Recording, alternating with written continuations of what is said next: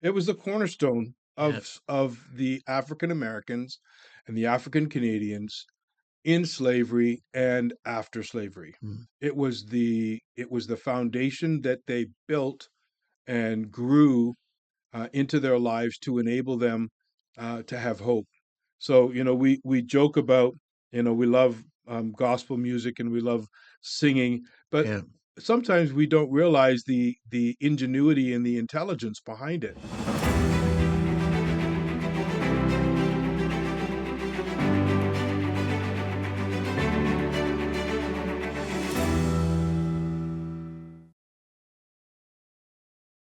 Hello, everyone. Welcome to the Stories of 1812 podcast. This is a series in which we look at major characters, minor characters, and maybe today, personal stories of individuals who lived during the time of the War of 1812 and that era, and their accomplishments, their deeds, and why we need to remember them.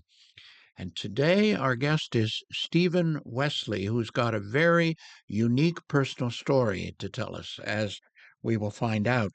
Um, Stephen was born on an army base. I'm sure there's lots of stories, even in your biography, in an army base in Northern Ontario. He was raised in Germany and educated in America. Have I got that That's right so correct. Yep, far? you got Yeah. it. Yep, And he earned a Bachelor of Theology from Portland Bible College, that's right. which is probably in Portland, right? That's right. That's right. Oregon, not Maine. Yeah, Oregon, not Maine. And was initiated into full-time ministry in Uganda, East Africa. So far, we could stop there. It's just Mm, interesting enough mm, to mm, talk about mm. that. Um, Stephen works with Beyond Borders Ministries in Hamilton, Ontario, and he has traveled and ministered widely, notably in Romania, Puerto Rico, Israel, Nigeria, Kenya, Haiti. And you reminded me that you're also affiliated or working for Voice of the Martyrs, Yes, right, yes. as an organization. We'll be sure to include that in the show notes. We always give a bit of a biography. Um, where do we start? Well, we're here today to talk about the United Empire Loyalists, Hmm. and in particular, the Black Hmm. United Empire Loyalists. And we're going to set the stage by explaining a little bit who the United Empire Loyalists were, because we probably have audience members that don't know who they were.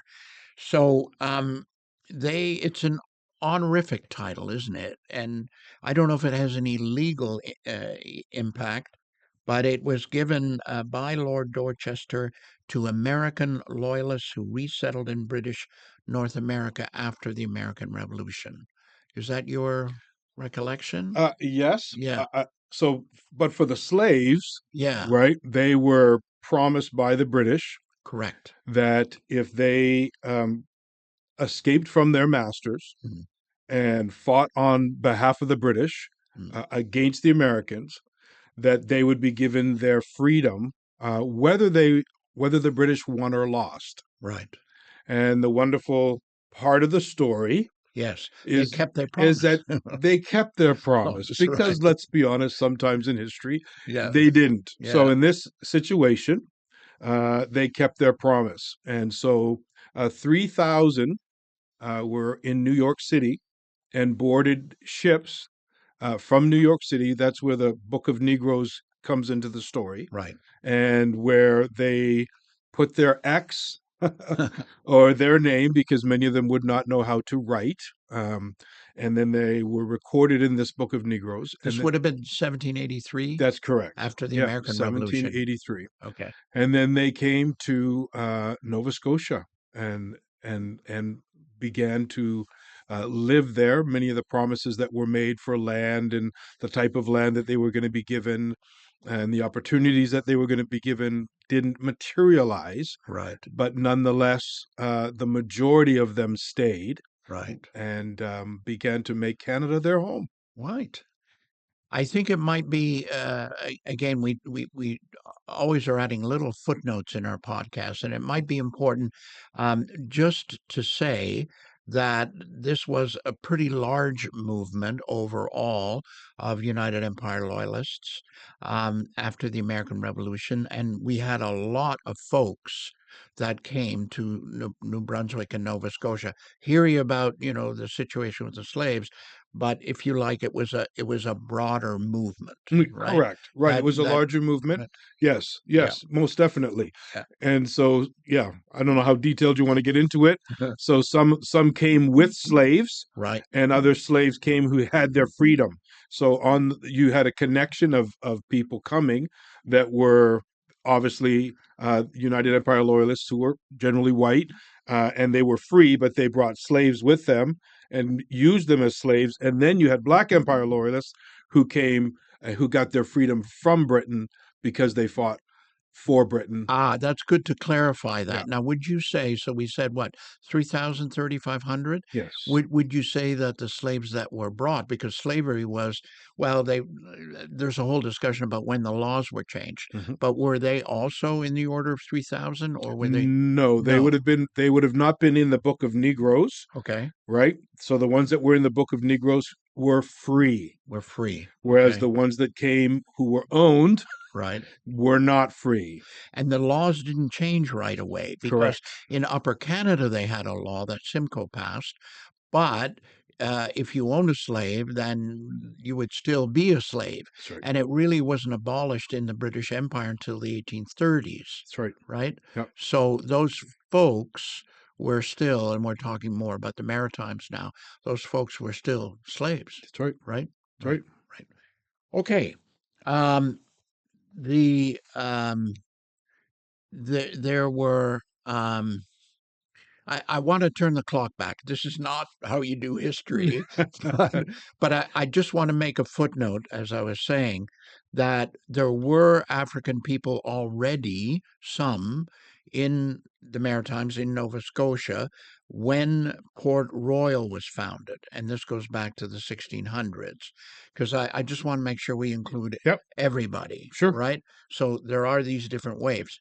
So there was that.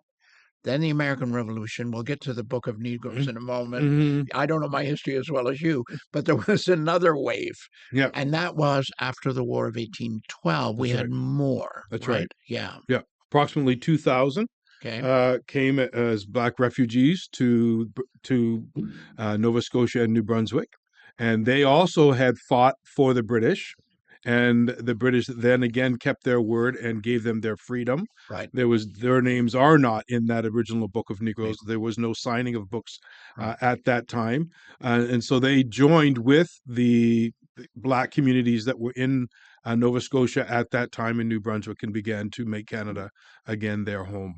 So maybe we could briefly let our audience know. So we have all these folks, whatever 5,000 ish. Mhm. How did they do? How did they make out in the ensuing years in Nova Scotia? It was very difficult. Mm, Um, the winters in Canada and the winters in Nova Scotia yeah. are treacherous.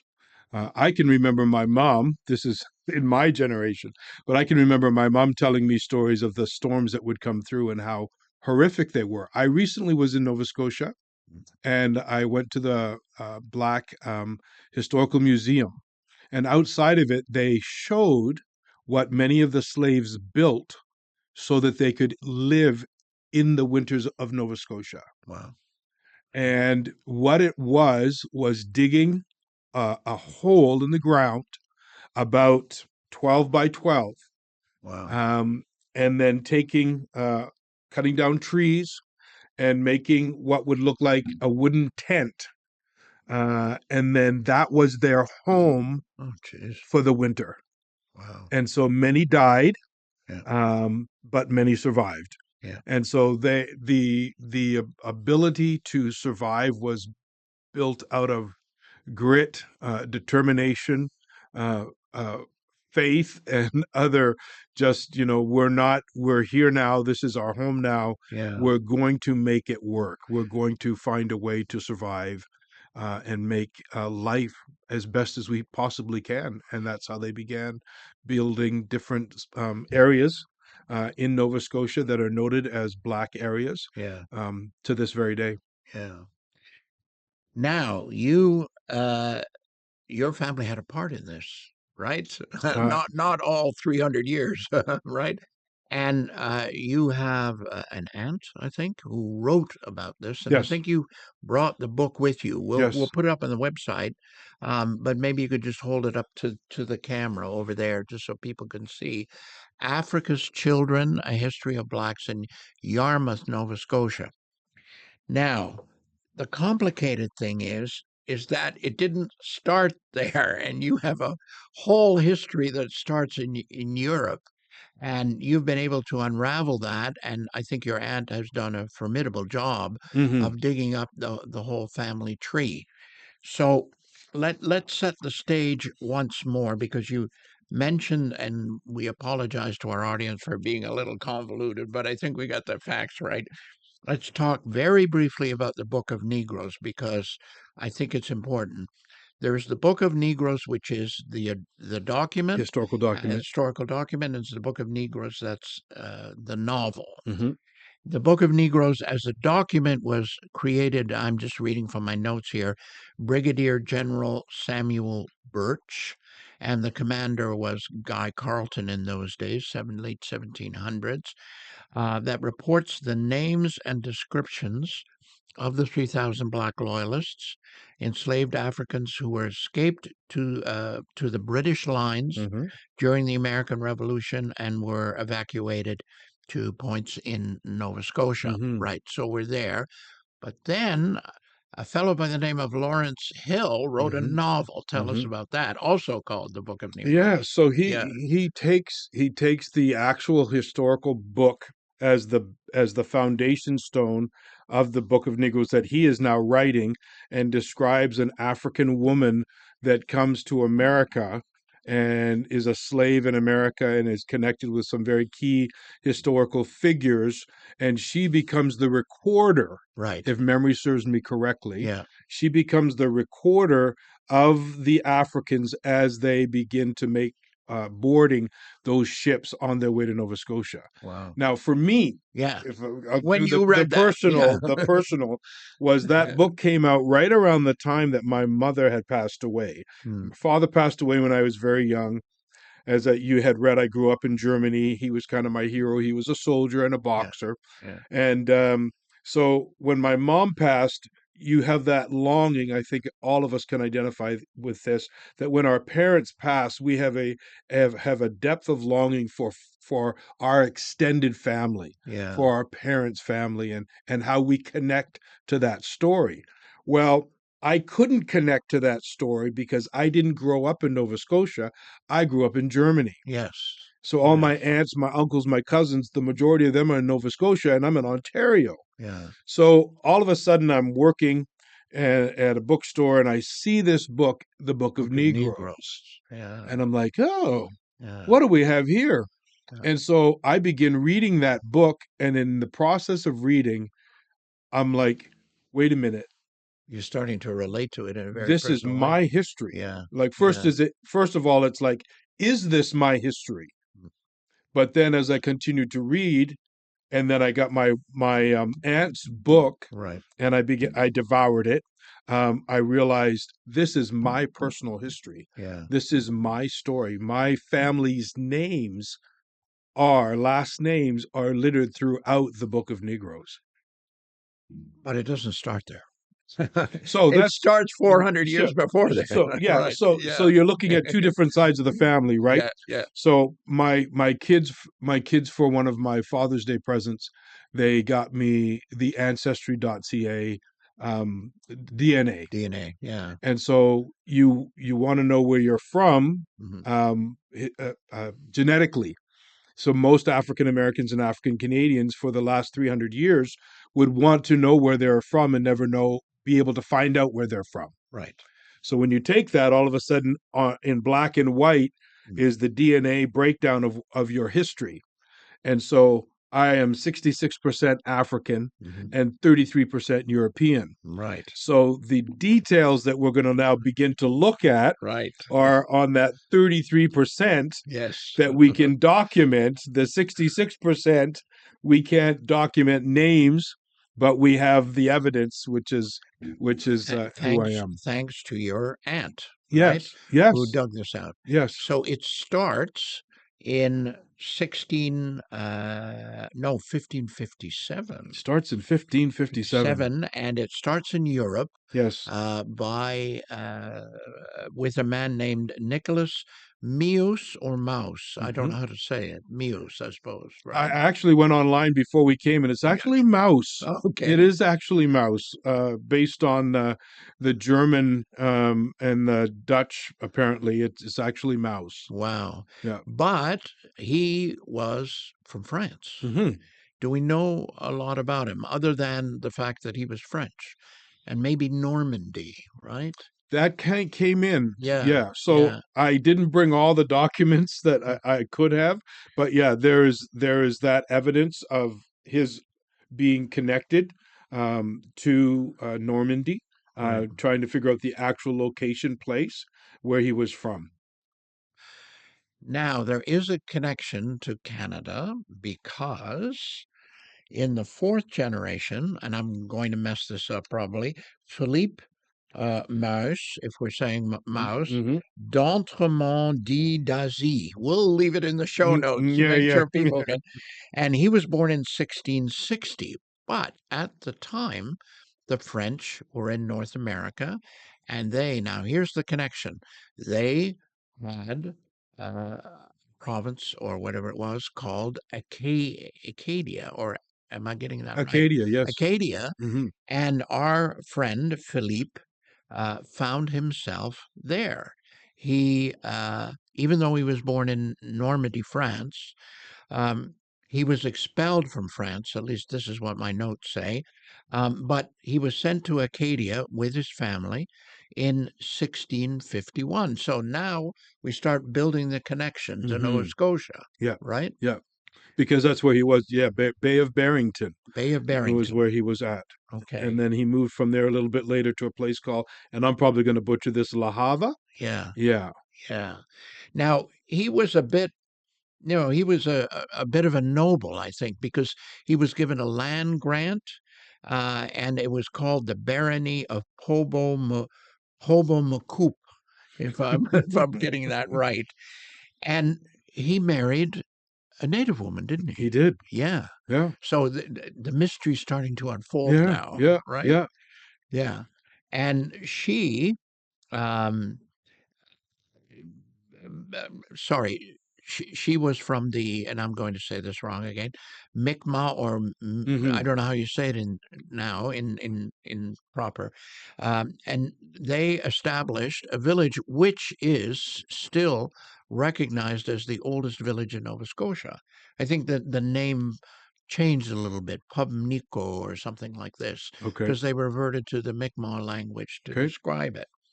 Um, and so that really established the Nova Scotia connection in that fourth generation, um, and it goes from there, Yes. right? Right. Yes. So we're wondering, okay, born in Germany, but from Yarmouth, Nova Scotia. How did this all happen? So now we've got a clue. We're up to the fourth generation.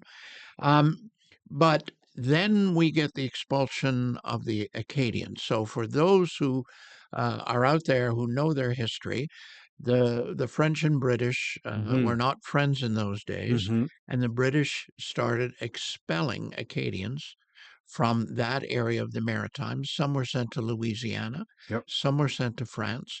But as far as we can tell, reading all our notes, they survived and they came back to that area, Yes. right? That's Just right. wanted to be sure we covered that Hmm. because people will say that.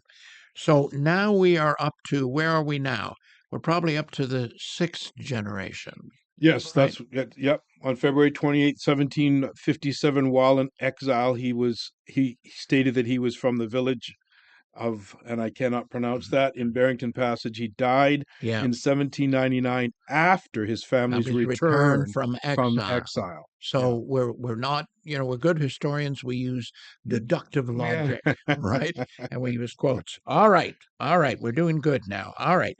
So we're now up to the seventh and then the eighth generation, Mhm, and we have some interesting notes on the eighth generation. mhm, So the eighth generation begins, and again, I believe this is all from your aunt's book, who's really looked at this in detail.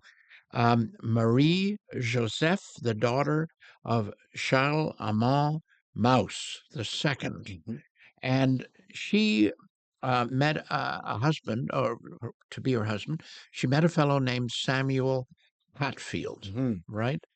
And he was an American. mhm. He was born roughly 1777.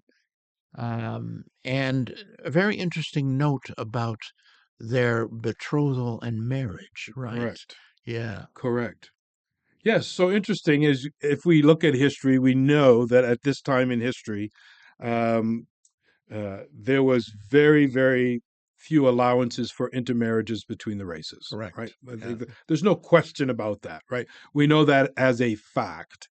And so there would be many people who would be opposed to a marriage between a black man and a white woman. Hmm. It was actually illegal in America. We won't Hmm. get into that, but it was actually illegal until the 1950s, I believe, if not even the 60s.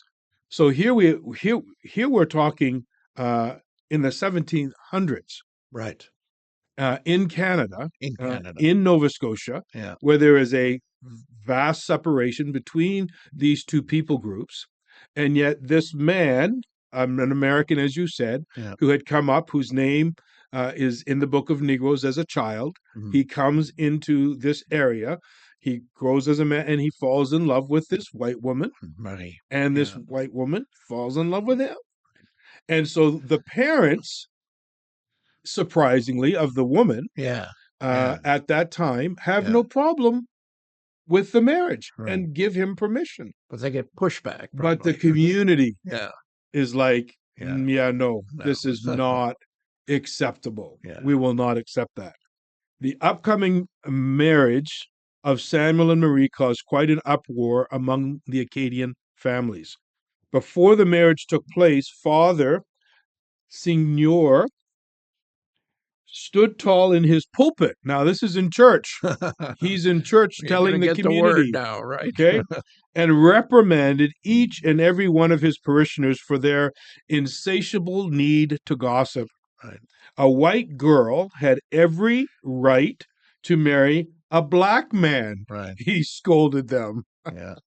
Yeah. Even in the Catholic Church, and this is a quote because this was actually in the newspaper, Yeah. um, Yeah. the color of his skin Yeah. not being an impediment to the marriage Yeah. in any way. Yeah.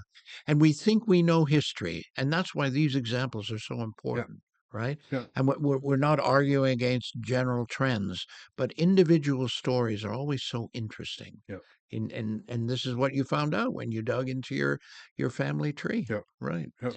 Okay, well, we're gonna advance very quickly to the 14th generation, Mhm. and that is you. Yeah, Yeah, that's me. Like yeah, to be able to go and trace yeah, back, yeah. you know, is huge. Many people, I have people talk to me all the time about being Canadian, Mm. and when I say that I'm Canadian, I'm carrying all of that history with me. Yes. I'm carrying hundreds of years, Yeah, not my family's been here one generation or two yeah, generations. yeah, My family's actually been here for 10 generations. So for yeah, my kids, that they're the 11th generation of yeah, this line. yeah, And just recognizing that, I'm Canadian. yeah, And though people used to you want to touch my hair and rub my face in Canada and ask me, where are you from? Where are you from? And at the time I'd say Canada, but it didn't feel good. yeah, It didn't feel good. But now when I say I'm Canadian, oh, it feels so good yeah. because on a recent trip to Yarmouth, Nova Yarmouth. Scotia, I'm walking by the hotel where I am staying, Mm. and I notice this army monument. Being an army brat, I wanted to go and inspect it. And when I go and I inspect this monument, there I see my great great grandfather's name, Benjamin Wesley. Mhm. And so I do a little bit of research and find out that in World War One, Black Canadians wanted to fight for Canada Mhm. and were not given the permission to do that. And so a pastor who was the only ended up being the only officer in with rank as a black man Hmm. was able to convince the Canadian government that these men could and would be of noble service So for they Canada. they fought. They They fought. didn't fight Oh, because they weren't going to give them weapons. yeah, But yeah. what they did do was that they went to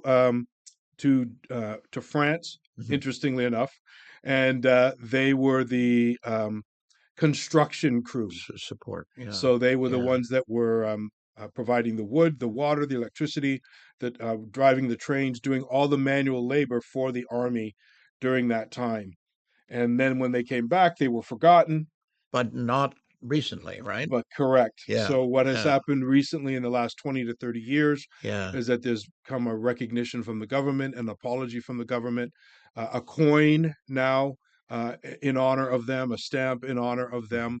And as I'm saying, there is now monuments in Nova Scotia Wow, remembering the 790 men wow, the 790 men that went over and did this work. wow. So from Yarmouth specifically, Yeah, 16, and it's their 16 names yeah, that happen to be on that monument. And I am proud to say yeah. my great grandfather. So they're from the same spirit of the loyalists. Right. If you track with Yeah, me, yeah, the yeah, same spirit of the loyalists that were willing to fight for freedom. yeah, Now we're going forward hundreds of years, and yeah. that same hard attitude. It's it's really Yeah. significant what seeds were. This is one of the things that we're trying to do in the podcast. Oh, History is not forgotten. There was a right. seed planted when men and women rose up in those years to defend this country Yeah. and become part of this country. Yeah. You mentioned um, you mentioned that life was difficult in the early years in Nova Scotia, Hmm. and we want to talk a little bit about how they were able to get through that. Hmm. We talked a little bit about this before, and I think one of the things you wanted to mention was faith. Faith Hmm. was very strong Hmm. in the black community, Hmm. and if you're living in that house, so-called house, Hmm. right? Hmm. You got to have something really strong in you to keep you going. Yeah. Yeah, It was the cornerstone yeah, of the African Americans and the African Canadians in slavery and after slavery. mm, It was the foundation that they built and grew into their lives to enable them to have hope. So we joke about we love gospel music and we love singing, but yeah, sometimes we don't realize the ingenuity and the intelligence behind it. yeah. That they used the hymns as messages. They Hmm. used them to communicate to one another what was happening. Enslaved people used hymns and spirituals as a sophisticated system Mm, of coded communication to share information, navigational instruction, and timing for escape hmm, on the Underground Railroad. hmm. So their faith, they took this faith that they had, and they didn't just use it in a spiritual way, they also used it in a practical way. Right. They conjoined the two together Hmm. to confuse even their captives. Well, So you gave me some notes about yeah. this, and I've got here biblical allusions, practical instructions, signal songs, and map songs. I mean, you could have a song that basically has coded words for how to follow the Underground Railroad, or you could have allusions with biblical characters that really meant something. And I think you mentioned, I'm sorry, Harriet Tubman. Harriet Tubman, Yeah, Grandma Moses. yeah, Yep. yeah, She was so significantly connected to all of this. And yep, her presence would be noted by Go Down Moses. And so they knew that she was around. She was just around the corner somewhere. And so they would take this information and it enabled them. If you think about the numbers on the Underground Railroad yeah.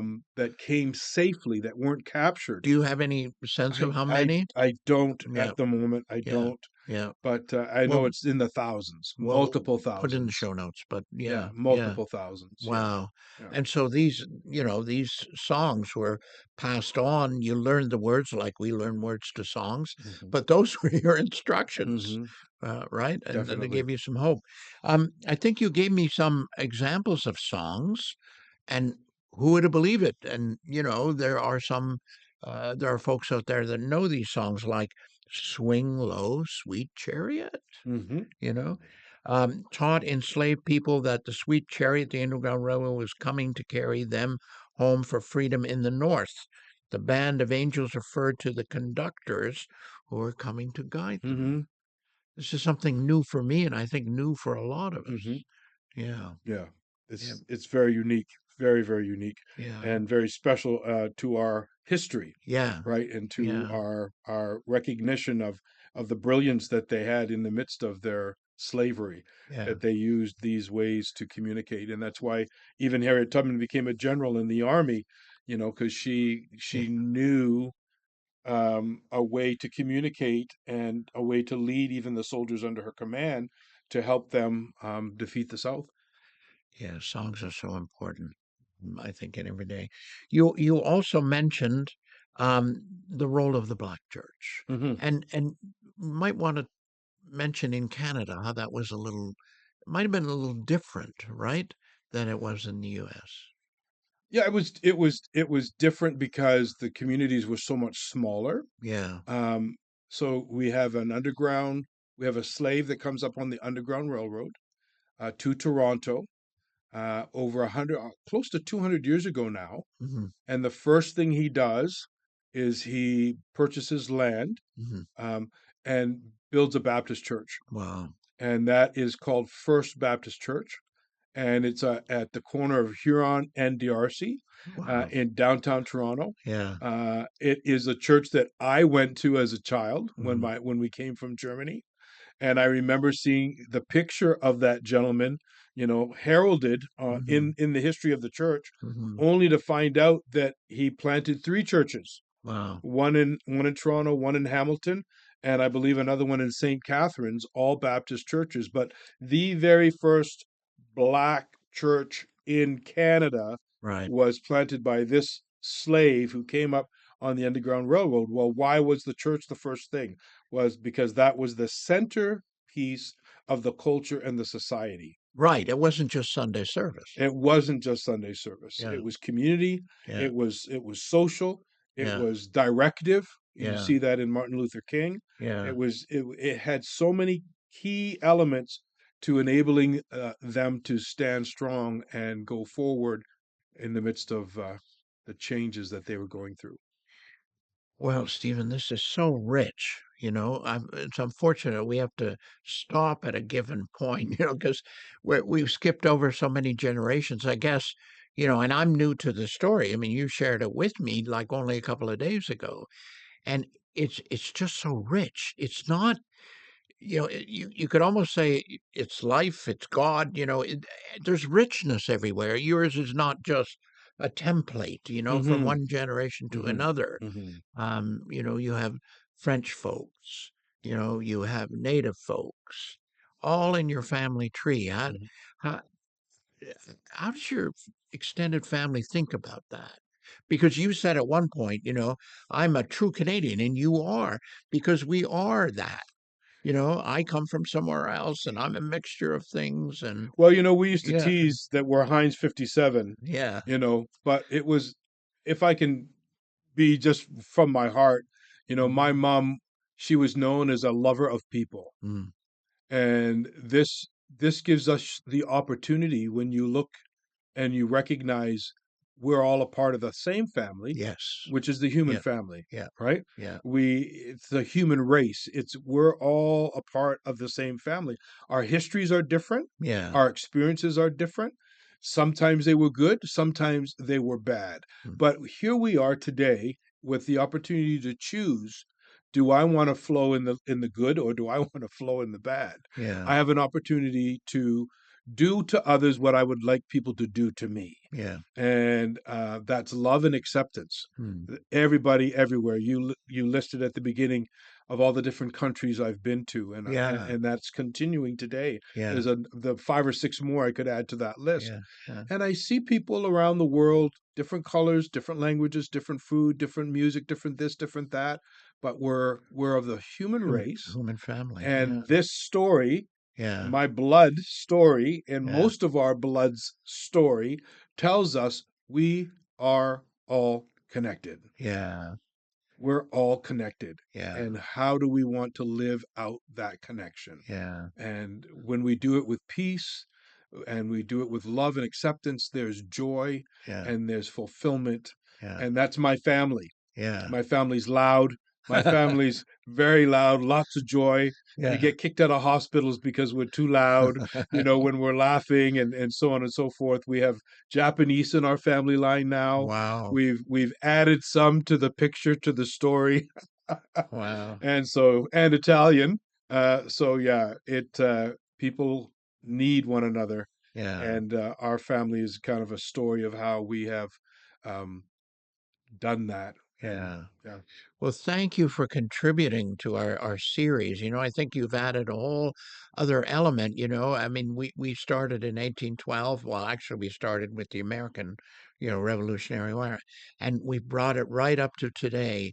Such important lessons for everybody. So I guess we're no longer just a War of 1812, sorry. story, but that's good because it only means something if it means something today. And Sure. you've said something very eloquent about, why we need to go back, why we need to understand, and just capture all the stories that we've captured.